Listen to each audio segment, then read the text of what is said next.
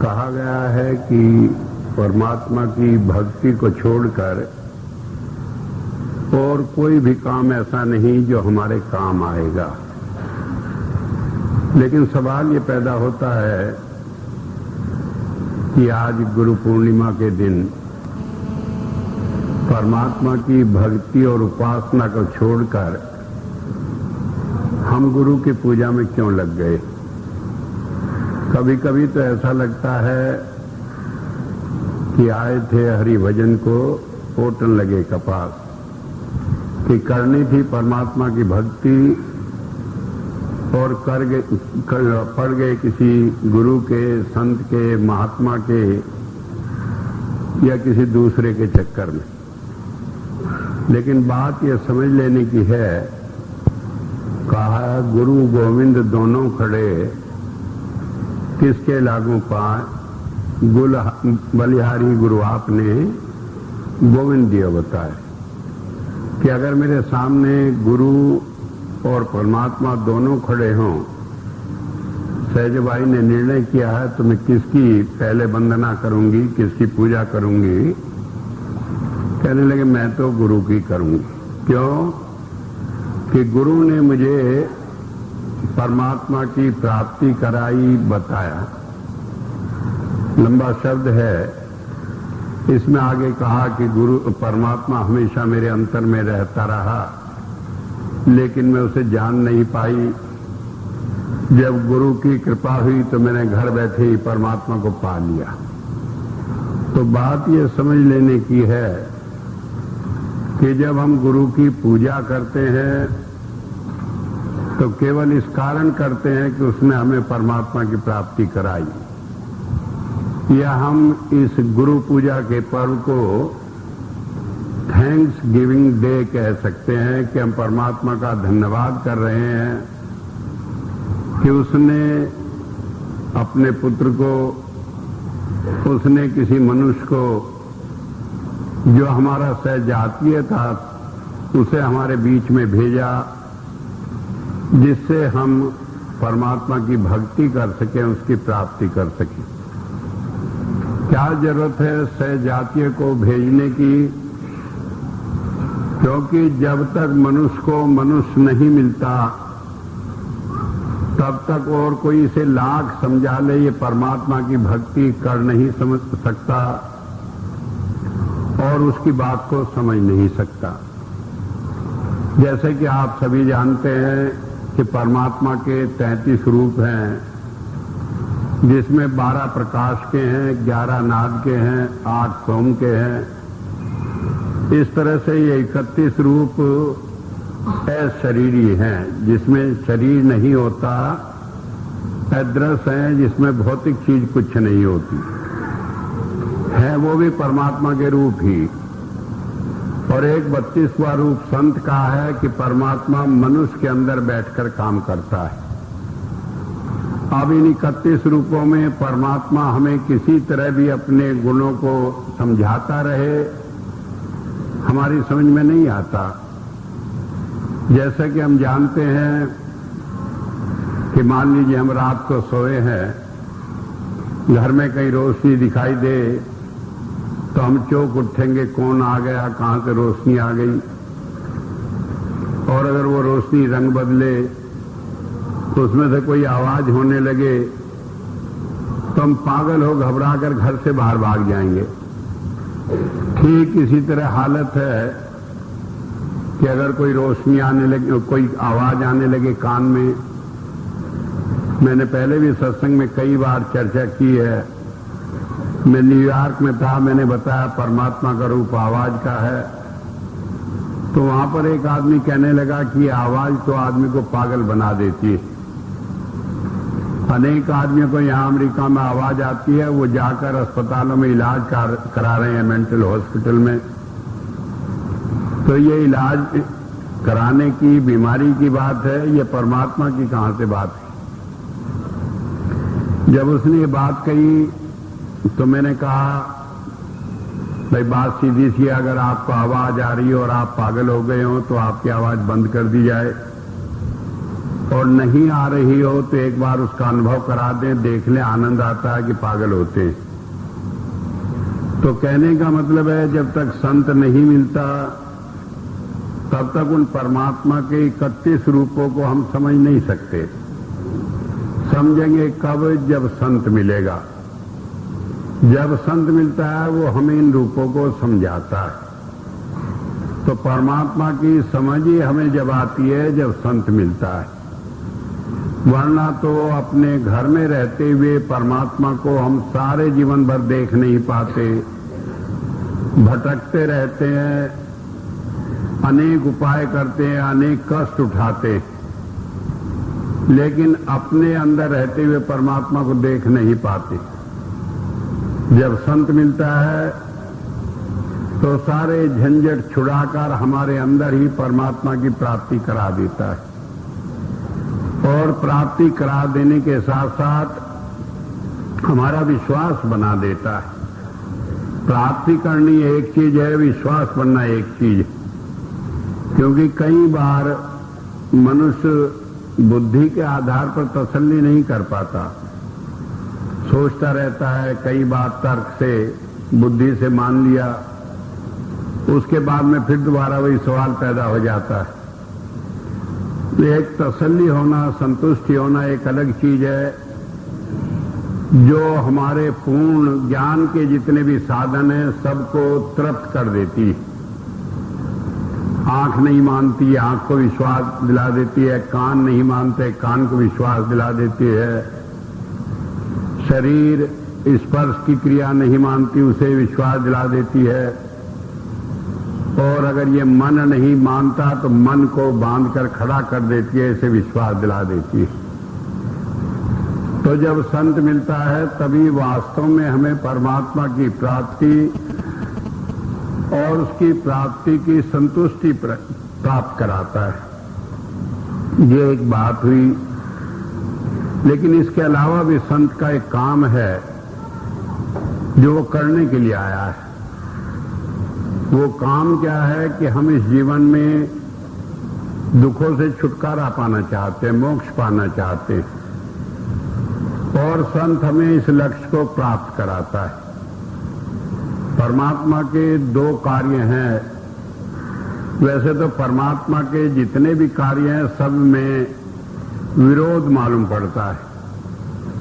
कहीं परमात्मा को कहा वो न्यायकारी है, और इतना तक कह दिया कि अगर आपके हाथ ने कोई पाप किया है तो इस हाथ को काट कर फेंक दो, नहीं तो इस हाथ के कारण नरकों में जाना पड़ेगा। और कहीं कहा वो दयालु है, हम लाख पापी हों, जन्म जन्मांतर के पाप हमारे ऊपर चढ़े पड़े हों, वाल्मीकि समान हों जो डाकू ही नहीं बल्कि हत्यारा भी था, लोगों को मार भी दिया करता था, और क्षण मात्र में उसे संत बना दिया। तो इन सारी बातों में बड़ा विरोध मालूम पड़ता है। लेकिन विरोध होते हुए भी एक सत्य है। परमात्मा के दो गुण हैं, एक वो न्यायकारी है, और न्यायकारी का मतलब है कि जैसा हम करते हैं वैसा ही फल हमें मिलता है। बाइबल में इस बात को समझाने के लिए कहा है, eye for eye, nail for nail, कि अगर आप किसी की आंख फोड़ दोगे तो वो जब तक आपकी आंख नहीं फोड़ेगा ये कर्म समाप्त नहीं होगा। इस जन्म में वो नहीं फोड़ेगा तो अगले में मौका नहीं मिला तो अगले में, और अगर नहीं मिला तो 100, 50, 200, 1000, 2000 जन्म बाद भी जब तक ये कर्म इसी रूप में संपन्न नहीं होगा, उसने हमारी आंख नहीं फोड़ी, तो ये कर्म समाप्त नहीं होगा। और बाइबल में कहा है जब तक एक भी कर्म बाकी रहेगा तब तक छुटकारा नहीं होगा। इसी बात को हमारे हिंदू धर्म में कहा कि जो कर्म हमने किया उसका फल भोगना पड़ेगा, उससे छुटकारा नहीं। तो परमात्मा का नियम एक हो गया, और इस नियम को पालन कराने के लिए परमात्मा ने मन को हमारे साथ लगा दिया। मन जो है वो भी परमात्मा का एक रूप है और संत उसे कहते हैं कि ये काल का अवतार है। काल कहते हैं नेगेटिव पावर को, कि आपने जैसा कर्म किया उसके अनुसार आपको फल दिलाना, ये परमात्मा का जो कार्य है ये मन करता है। और मन क्या करता है, जो भी हमने कर्म किए उन्हें सबको सुरक्षित रखता है, माइक्रो और में रिकॉर्ड करके रखता है। मन इस शरीर में रहता है, जब हम शरीर छोड़ते हैं तो मन ये सारी रिकॉर्डिंग्स आत्मा के ऊपर भेज देता है। तो इस तरह से जब दूसरा जन्म हम लेते हैं, मन फिर वहां से सारे कर्मों को लेकर उनके अनुसार उनका फल दिलाता है और इसमें कोई त्रुटि नहीं होती। तो परमात्मा का एक अवतार है काल का, जिसे हमने मन कहा है। मन को हम परमात्मा भी कह सकते हैं, मन को हम परमात्मा का दूत भी कह सकते हैं, मन को हम परमात्मा का ऐसा नौकर भी कह सकते हैं जो परमात्मा का काम करने के लिए आया है। वायसराय कह लो, प्रतिनिधि कह लो, कारिंदा कह लो, लेकिन उसका दायरा केवल नेगेटिव में है, पॉजिटिव कुछ नहीं कर सकता। अगर कहें कि किसी ने हमारी आंख फोड़ी और वो रियायत कर दे कि हम दूसरे की आंख न फोड़े, ये कर्म समाप्त हो जाए, ये मन नहीं कर सकता, ये उसके दायरे से बाहर की चीज है। तो इस तरह से इस संसार को परमात्मा ने कर्म प्रधान करके रख दिया। जो कर्म हमने आज किया, अपनी चतुराई से आज बच गए उससे फल भोगने से, तो अगले जन्मों में भोगना पड़ेगा। जो कर्म हम पहले कराए वो पहले नहीं भोग सके, वो आज भोगने पड़ रहे हैं और उन्हें भोगते हुए हम रोते हैं, पीटते हैं। क्यों? हम कहते हैं हमने तो सारी जिंदगी परमात्मा की भक्ति की, कोई पाप नहीं किया, खबर नहीं ये पाप हमारे सामने क्यों आ गया। हमारा पड़ोसी है, रात दिन पाप करता है, वो मौज कर रहा है। हम परमात्मा की भक्ति करते करते इतना समय बिता दिया, हमें ये फल मिल रहे हैं। और इस सारी भूल में हम परमात्मा को गालियां निकालने लगते हैं कि परमात्मा का यहाँ इंसाफ नहीं, परमात्मा बड़ा बेरहम है। ये बात रही दूसरी की गाली निकालने के ढंग बड़े अच्छे हैं, क्योंकि एक बार मैं एक फिल्म देख रहा था तो उसमें एक गाना था, शायद आपने भी किसी ने सुना हो, कि परमात्मा तुझे मैं खत लिखता तेरा पता मालूम नहीं। उसमें दुनिया भर के गिल्ले शिकवे किए गए कि तूने ऐसे कर दिया, ऐसे कर दिया। तो ये क्या है? ये परमात्मा को गाली देना है कि परमात्मा ने कुछ बेइंसाफी कर दी हमारे साथ। लेकिन हम ये भूल जाते हैं कि हमने जो काम किया था उसी का फल वो हमें दे रहा है। अगर वो हमें उसका फल न देता तब वो बेइंसाफी करता। अब तो वो न्यायकारी है, जो हमने कर्म किया उसका फल हमें दे रहा है। अब इस फल और कर्म फल की प्रतिक्रिया में हम इतना उलझ जाते हैं कि इससे बच नहीं पाते। आज 2 अरब साल बने हुए ये दुनिया हो गई, हजारों लाखों बार हम मनुष्य बने, हजारों लाखों बार अनेक योनियों में आए और आज भी इस दुनिया में मौजूद हैं। तो इसका मतलब यह है ये कर्म फल का जो चक्कर था ये हमसे अभी छूटा नहीं। नेगेटिव बैलेंस अभी भी हमारे कर्म में बना है और उसका भुगतान हमें करना शेष है, नहीं तो हम भी छुटकारा पा लेते, मोक्ष मिल जाती। कई आदमी इसे समझने की कोशिश करते हैं, कई आदमी नहीं करते।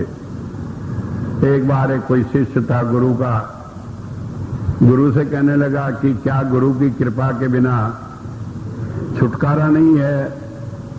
तो गुरु जी कहने लगे नहीं। कहने लगे कुछ भी कर लें कि चाहे कुछ भी कर लो। और वो थोड़ा और अपना कहने लगे चाहे कुछ भी कर लें। अब गुरु जी ने कहा इसकी कुछ भी तो खत्म नहीं होगी। कहने लगे भाई ट्राई करके देख लो, लेकिन हमारी समझ में तो छुटकारा है नहीं। कहने लगे अच्छा गुरुजी मैं तो भजन करूंगा। जंगल में चला गया और कहने लगा 1 घंटा नहीं, 2 घंटा नहीं, 24 घंटे ही भजन करूंगा। अब जंगल में बैठकर भजन करने लगा।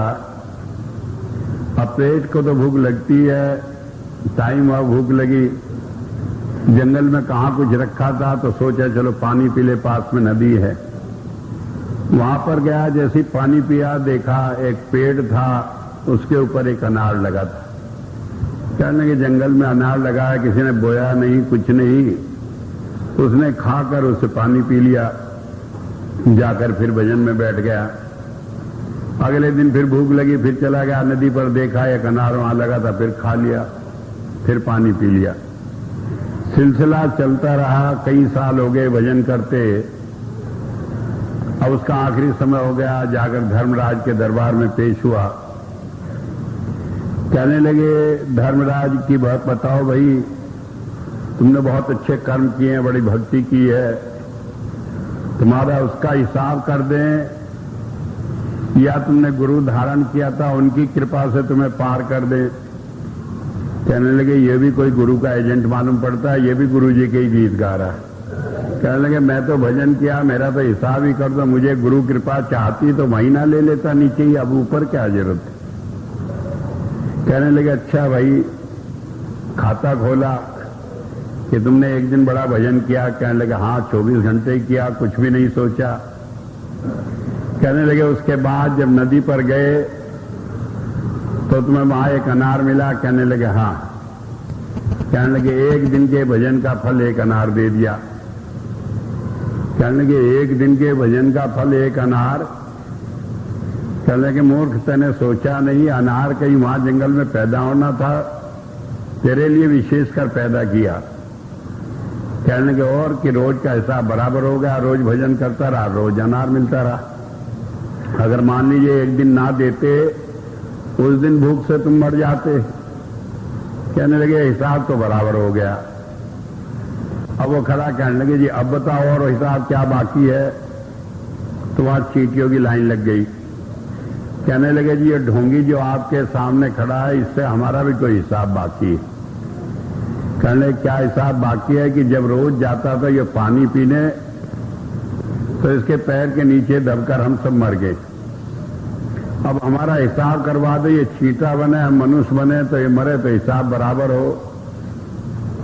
गिना तो कहने लगे तो लाखों है। कहने लगे लाखों जन्म तुम्हें चींटे के लेने पड़ेंगे और इन्हें मनुष्य के लेने पड़ेंगे। अब एक मनुष्य का जन्म लेगा तो वो मरेगा, तब दूसरा लेगा तो मरेगा। कहने लगे ये तो करोड़ों साल का हिसाब हो गया।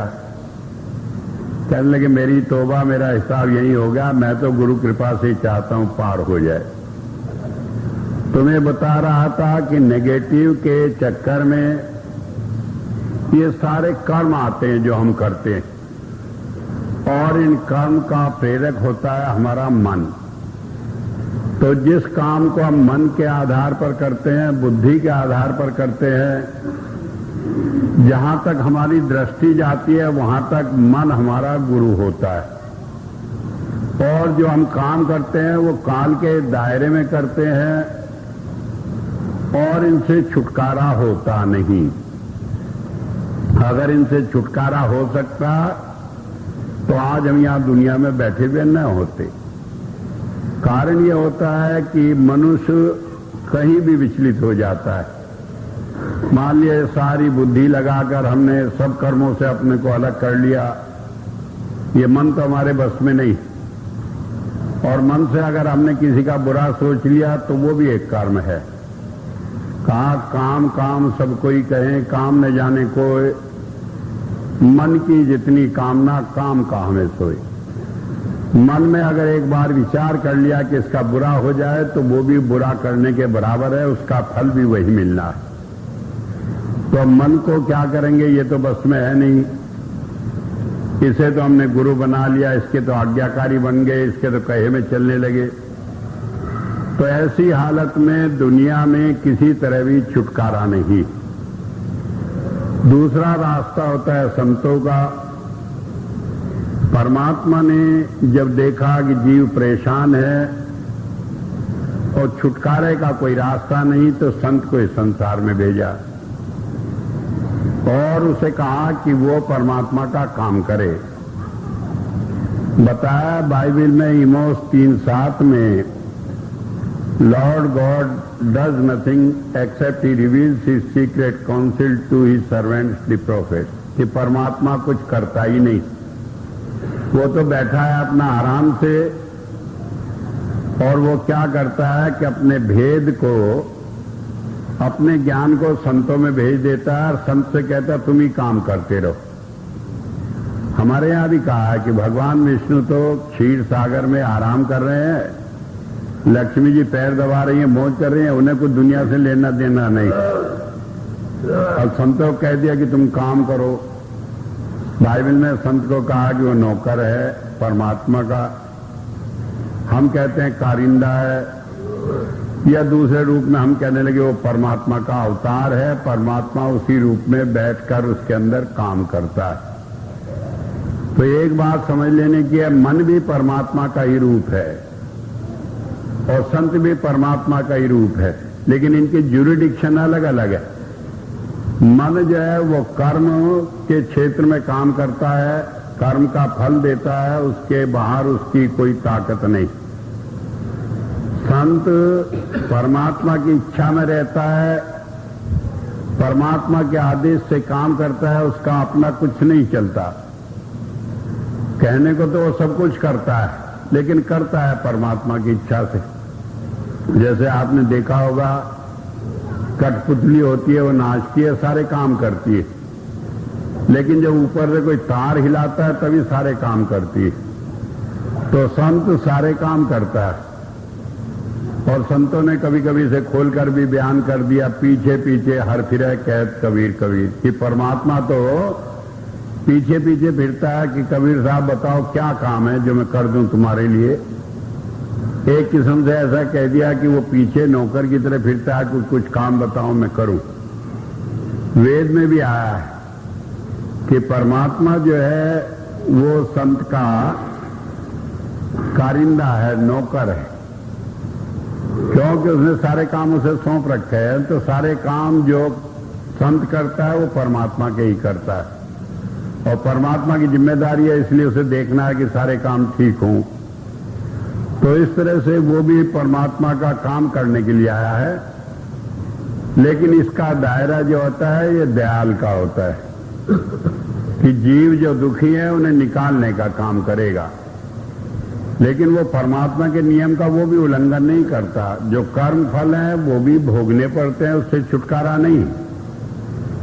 लेकिन तरीका क्या है कि जैसे मान लीजिए हमें कर्म फल भोगना, हमारा एक्सीडेंट होना, तो एक्सीडेंट में कर्म फल क्या है कि कहीं एक्सीडेंट हमारा हो, खून निकले, कष्ट हो, तकलीफ हो, ये उसमें कर्म फल है। अब इसी काम को वो क्या करता है, स्वप्न में करा दे, एक्सीडेंट भी हमारा हो जाता है, खून भी निकलता है, बिस्तरा मालूम पड़ता है सारा ही खून से भर गया, कष्ट भी होता है, चिल्लाते भी हैं। अगर कहीं ऐसा मालूम पड़े कि मरने हालत है तो देखते हैं सारे रिश्तेदार स्वप्न में बैठकर रोआ पीटी भी शुरू कर देते हैं। तो काम तो सारे हो गए, लेकिन जब स्वप्न से बाहर निकले तो बिल्कुल ठीक है, तो वो क्षण मात्र में ही वो सारा कर्म भुगता दिया। तो जब संत दया करता है तो ये नहीं कि उस कर्म के नियम को बदल देता है, लेकिन कर्म के फल को एक दूसरे ढंग से हमें प्राप्त करा देता है। फिर दूसरे बहुत सारे कर्म होता है जो नाद के द्वारा भस्म कर देता है। कर्म तो रहते हैं लेकिन उनके अंदर बांधने की शक्ति नहीं रहती। जैसे रस्सी हो, आप उसमें आग लगा दें तो वो जल जाती है, तो मालूम तो पड़ती है रस्सी है, लेकिन छू दें तो राख हो जाती है। ठीक इसी तरह ये सारे कर्म नाद के द्वारा दग्ध कर देता है। तो अगर हम ये कहें कि संत परमात्मा के नियम से बाहर चलता है, नहीं चलता। अगर हम कहें कि संत परमात्मा से अलग अपनी कोई हस्ती बनाकर चलता है, तो नहीं चलता। लेकिन परमात्मा के नियम में रहते हुए भी जो उसे काम सौंपा गया उस काम को करता है। तो जब हम कहते हैं कि संत परमात्मा का रूप है, तो वो परमात्मा का रूप है, परमात्मा के सब काम करने को सक्षम है, लेकिन हम यूं नहीं भूल जाए कि वो परमात्मा नहीं है। डेलीगेटेड पावर्स हैं, उसे ताकत मिली है जब तक परमात्मा ने दे रखी है। कब तक दे रखी है? ईसा मसीह ने कहा, I am the light of the world till I am in the world, कि जब तक मैं भेजा गया हूं इस दुनिया में तब तक मैं मार्गदर्शन करता हूं संसार का। जब वो नहीं रहता, वो चला जाता है, तो उसकी तस्वीर के आगे आप मत्था टेकें तो वो नहीं कुछ कर सकता। तो बात ये समझ लेने की कि संसार में जब भी महापुरुष आए वो परमात्मा का साकार रूप रहे, परमात्मा ही रहे। चलता फिरता परमात्मा पृथ्वी पर मनुष्य रूप में, या परमात्मा को अगर किसी रूप में हम जानना चाहें तो केवल संत के रूप में जान सकते हैं। अगर हम परमात्मा के किसी गुण का वर्णन करें, कोई ले लें आप, तो सिवाय संत के दूसरी तरह हम उस गुण को जान नहीं सकते। एक परमात्मा का गुण है कि परमात्मा दया करता है। तो इस बात को मैं समझाऊं, दया का मतलब है कि कहीं हम मुसीबत में हों, उसे याद करें तो वो हमें बचा लेता है। तो एक छोटी सी कहानी है। एक बार एक गडरिया था, वो अपनी भेड़ें चुगा रहा था। जेठ का महीना था, बड़ी तेज धूप थी। जंगल में उसने देखा एक खजूर थी बड़ी ऊंची, उसके ऊपर लाल लाल खजूरें लगी थी। अब उसने सोचा भूख लगी है, गर्मी है, धीरे धीरे वो पेड़ पर चढ़ गया। खजूर जरा ज्यादा लंबी थी, ऊपर चढ़कर गया तो देखा कि वो खजूर उतारने को था, तो उसने देखा खजूर नहीं, वहां तो ततैयों का एक भिट्टा था। लाल लाल जो थे वो ततैये थे। अब वो घबरा गया कि अगर उड़ के काटने लगेंगे तो मर जाएगा, बड़ा बुरा हाल होगा।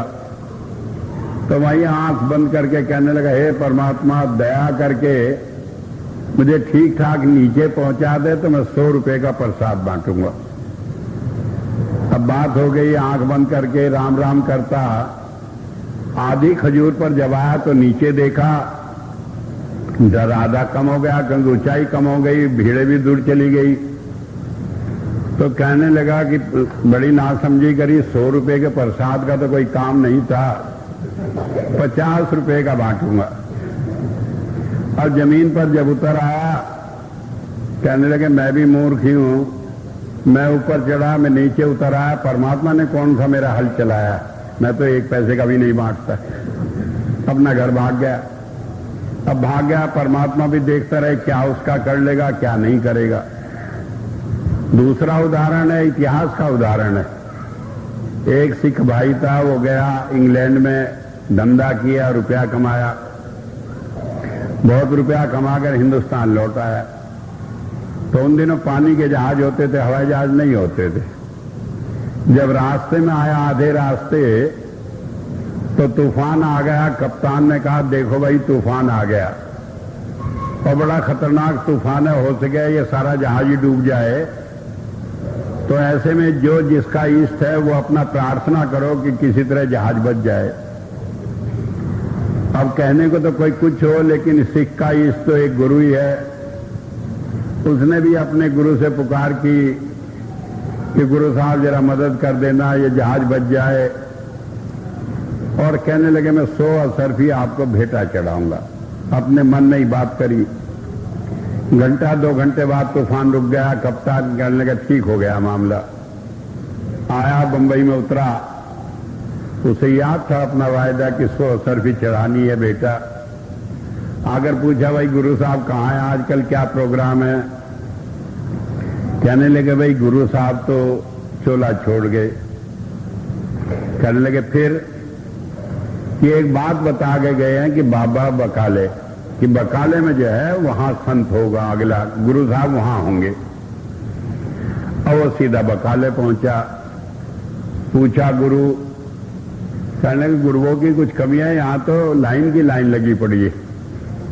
कहने क्या मतलब कि बहुत सारे गुरु हैं यहां तो? क्यों? जब पता लग गया बकाले जैसे गुरु बनना था, वही जाकर वहां एक कोठरी ले ली किराए पे, वही बैठ गया अपना दुकान लगाकर। अब वो भी बढ़िया आदमी था। तो इस तरह से बताया कि वो एक कर्म के अनुसार कर्म होए सतगुरु मिलाए। जब हमारा भाग होता है तभी संत मिलता है।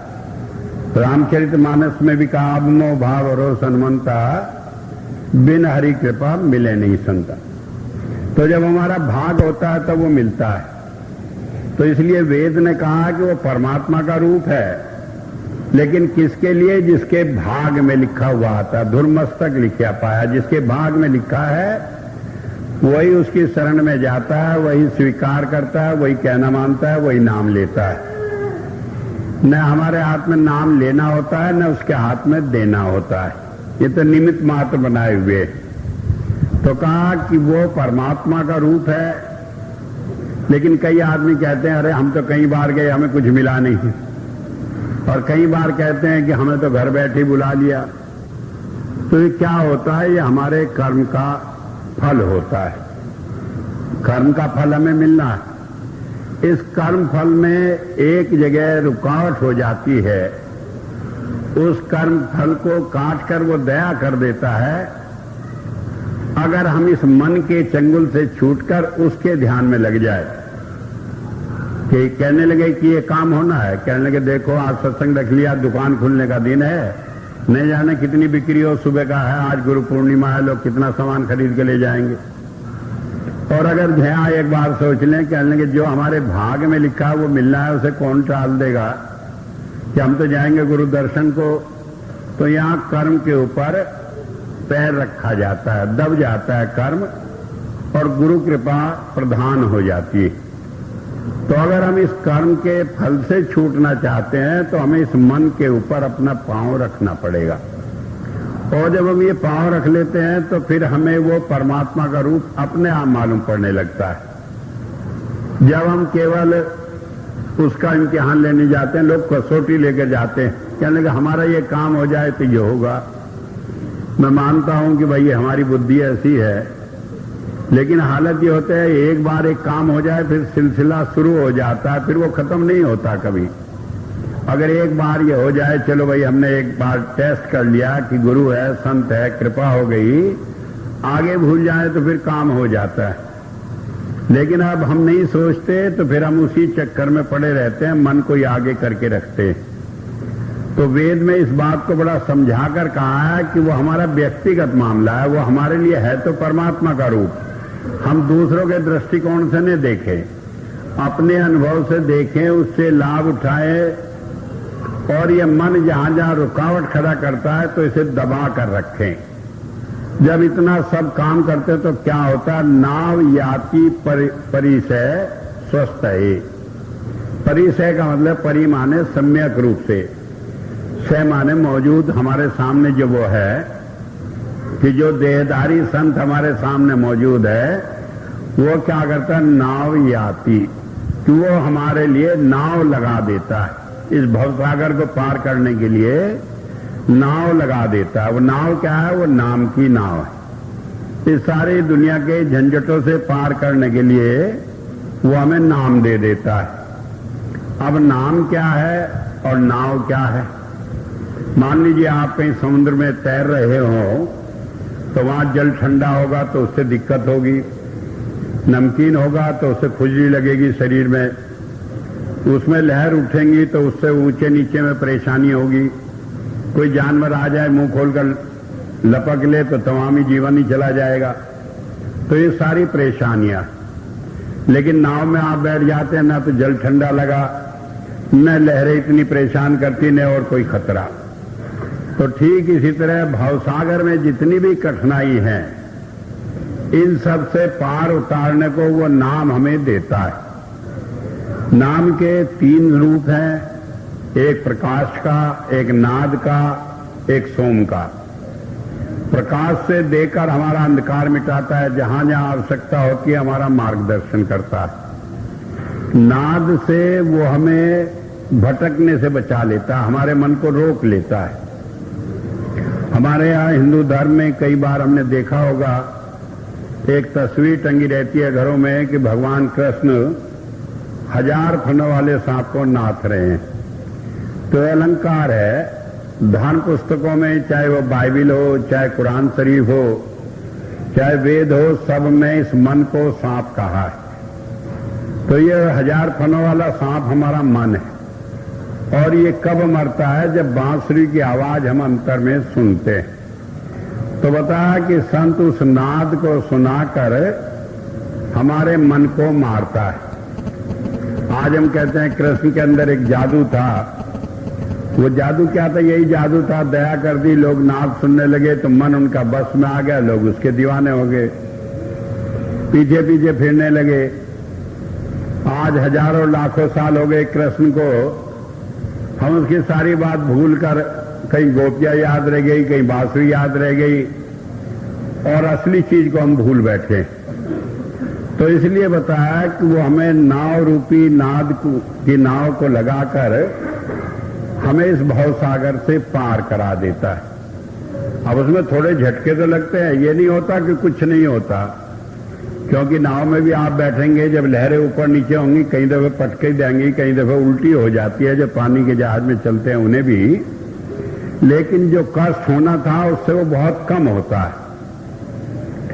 और कम होता है, इस बात की क्या पहचान है? वेद कहता है स्वस्थ है, कि वो आखिर में हमारा कल्याण करता है। उन सारी चीजों के बाद में हमारा कल्याण का रास्ता प्रशस्त कर देता है, हमें भलाई के रास्ते पर ले जाता है। अब भलाई क्या है, ये बात सोचने की है। भलाई इसी बात में है कि हम परमात्मा के साथ हमारा प्यार जुड़े, दुनिया में हम फंसे न रहे। अब कहें ये तो बड़ा आसान काम है, घर बार छोड़कर चले, महात्मा जी बन जाए, सिर घुटा ले, बन गए, छोड़ दिया सारी दुनिया। तो ये ऐसे नहीं छूटती, क्योंकि ये दुनिया हमारे शरीर से नहीं, हमारे मन से बनी है। जब हमारा मन इसमें जाने लगता है तो रात दिन इसी का ख्याल आता है। जब मन इससे हट जाता है तो हम दुनिया में रहे तो दुनिया में फंसे हुए नहीं होते। तो ये हमारे मन को बस में करता है, तभी ये दुनिया हमसे छूटती है।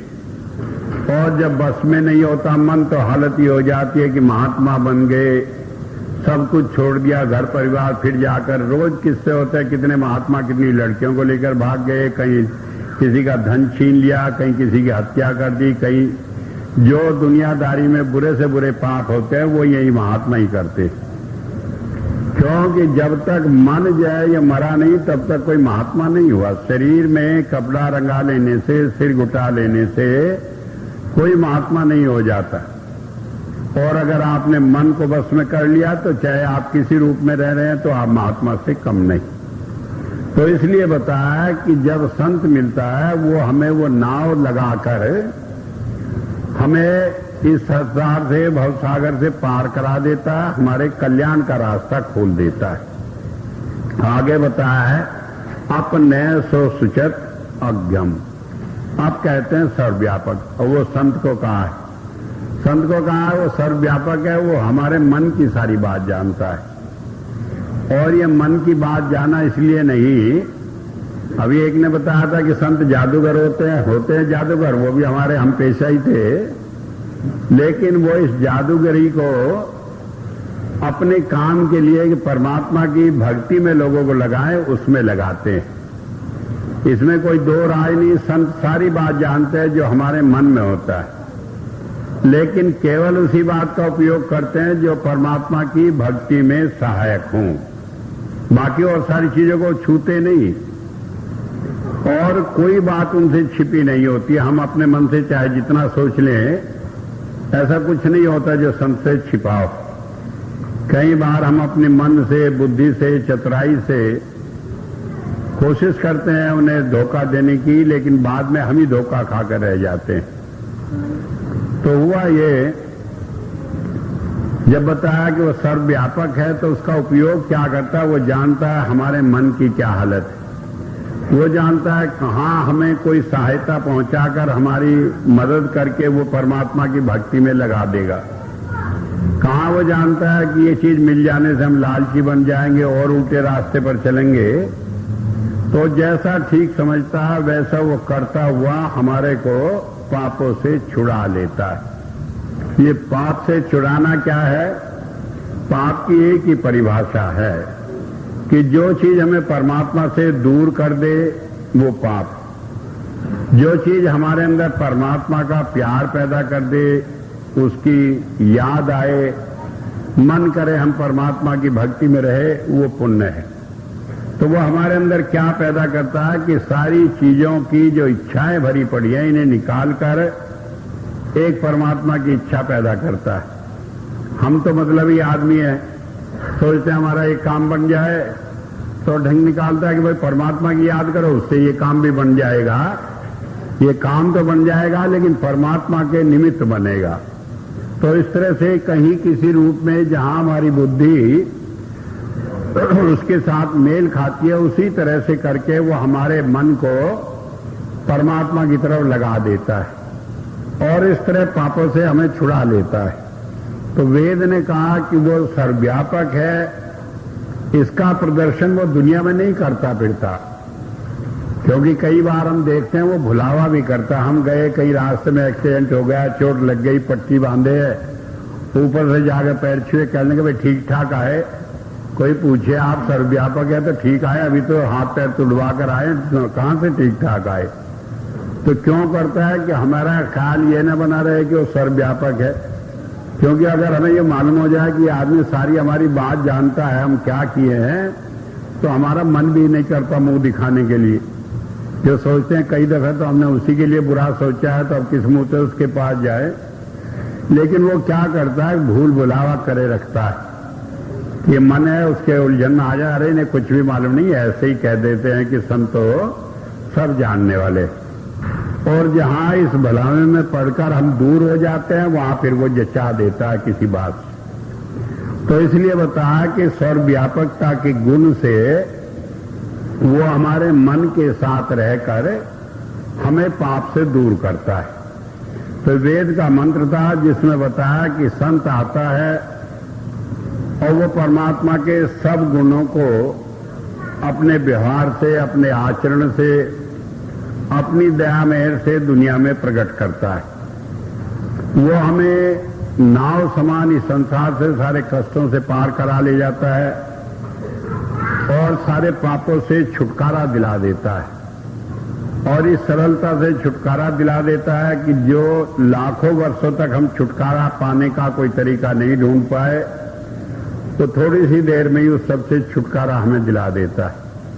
इस तरह से बताया कि वो हमें परमात्मा की भक्ति के मार्ग पर लगाता है, इसलिए हम उसके एहसानमंद हैं, इसलिए हम उसका शुक्राना करते हैं, इसीलिए हम उसकी पूजा करते हुए भी हम केवल शुक्राना करते हैं, पूजा केवल परमात्मा की करते हैं, परमात्मा की प्राप्ति के लिए हम उसकी वंदना करते हैं। तो एक बात ये समझ लेने की है, संत सिवाय परमात्मा की भक्ति के हमें किसी और काम पर न लगाते हैं, न हमें कहीं उलझने देते हैं। अगर हम मन से कहीं उलझ जाए तो हमें निकाल लेते हैं उस सारे झंझटों से और धीरे धीरे इस रास्ते पर चलाकर हमें परमात्मा की प्राप्ति कराकर, मोक्ष प्राप्त करा के जीवन के लक्ष्य को प्राप्त कराते हैं।